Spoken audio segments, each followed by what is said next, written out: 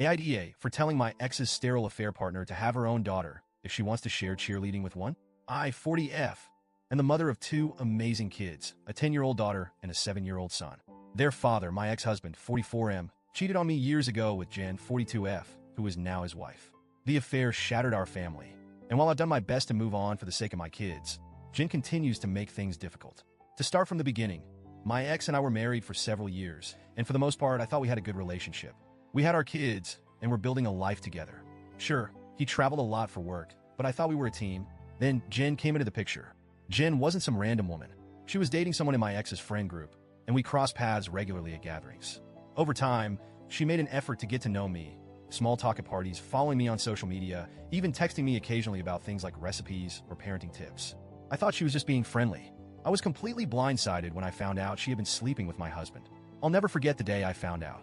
My ex sat me down, looked me in the eye, and told me he was leaving me. Just like that. No warning, no attempt to fix things, he was done. He said he had fallen in love with Jen and wanted to start a new life with her. I remember feeling like the ground had been ripped out from under me. I had to pick up the pieces for the sake of our kids, who were too young to understand what was happening. To make things worse, Jen tried to play the victim. She claimed she didn't mean to hurt me, that she hoped we could all get along for the sake of the kids. She even suggested that we could be friends again someday. I was furious. How could she think we'd ever be friends after what she did? But I kept my composure because I knew my kids were watching. Fast forward to now. My ex and Jen have been married for several years. He only has custody of the kids 6 days a month, which is partly because of his demanding work schedule. He travels out of state frequently, so this arrangement keeps the kids with the parent me most of the time.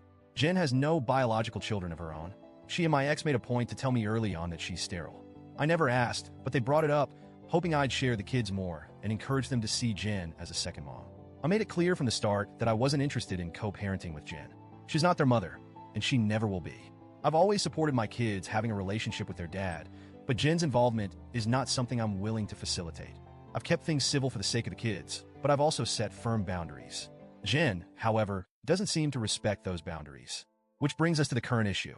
Jen was a cheerleader in her youth, apparently a very enthusiastic one. She volunteers with local cheer programs and has been trying to get my daughter into cheerleading for a while now. My daughter is not interested. She's more into art and science, and while she's tried a few sports, cheerleading has never been on her radar. A couple of weeks ago, my daughter came to me visibly upset. She told me Jen had been pressuring her to join a cheer program and that her dad was backing Jen up. She said they'd been talking about it during her last visit, and Jen kept going on about how much fun it would be and how it was something they could do together. My daughter told them she didn't want to, but they wouldn't let it go. She asked me to step in and help. As part of our custody agreement, decisions about extracurricular activities need to be agreed upon by both parents. So, I reached out to my ex through the parenting app we use and told him our daughter would not be joining cheerleading unless she wanted to. I emphasized that she'd already expressed her lack of interest and that they needed to respect her wishes. Instead of responding on the app like he's supposed to, he sent me a series of angry texts. He accused me of ruining things, said I was being unreasonable, and called me a bunch of names I won't repeat here. Then Jen got involved. She tried calling me, but I didn't answer. I don't see the point in engaging with her directly. But a few days later, I ran into her at a store, and she decided to confront me in person. It started off somewhat civil. She said she felt like I was punishing her by not letting her bond with the kids. She went on about how she's been in their lives for years, and how she has every right to share things like cheerleading with them. I told her, calmly at first, that she doesn't get to force my kids into activities they don't want to do. I said our daughter isn't interested in cheerleading, and that's the end of it. But Jen wouldn't let it go. She followed me around the store, practically pleading with me to understand her perspective. She started crying and said it's her dream to share cheerleading with a daughter. She said it hurts so much that she'll never have a child of her own to share those experiences with. I'd had enough.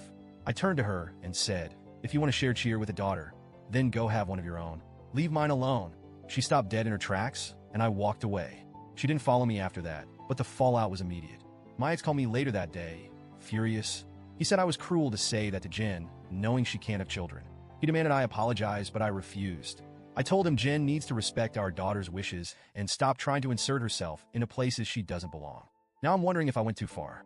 On one hand, I feel justified in standing up for my daughter. She shouldn't be pressured into doing something she doesn't want to do, especially by someone who isn't her parent. On the other hand, I can see how my comment might have come across as harsh. I wasn't trying to hurt Jen. I just wanted her to back off. So, Reddit, AIDA?